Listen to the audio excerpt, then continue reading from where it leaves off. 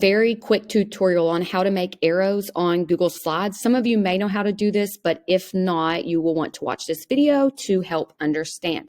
So all you have to do is come up here to your little toolbar, and there's an arrow. You're just going to click that, come down here to your slide, and you can either do it off to the side and get it ready, or you can simply come to the slide and draw your arrow. So remember, in a food web, arrows show the way the energy is moving.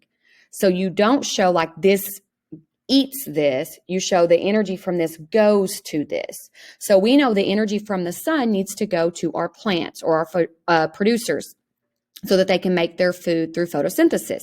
So I'm going to start here at the sun, and I'm going to click and hold down my mouse and drag to the producers that eat it. So if I start right here, I'm going to drag over here to this algae and then let go. Okay, now you can also change colors, change the width, change all sorts of stuff. So I'm going to kind of go through that too. So right next to your arrow over to the right, these are kind of the things that you can change. So first is color. Pick what color you want it to be.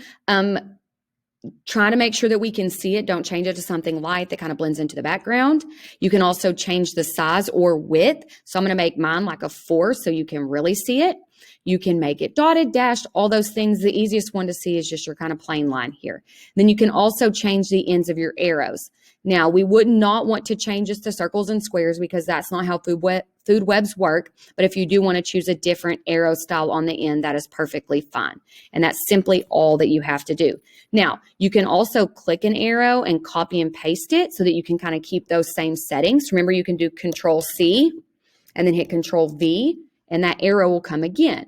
And then all you can do here is drag, okay, what else gets energy from the sun? Well, I know this plant here does, so I'm going to put my arrow close to the sun, but it's not pointing in the right direction.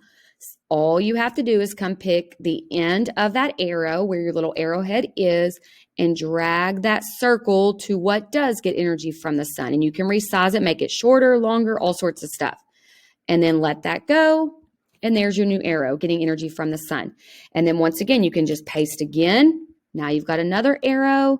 And then you want to drag this one around to whatever else you want to put an arrow on. So like I said, you can simply make them much longer. You can change the angles just by dragging the end of that arrow to where you want it to go. Hope that helps.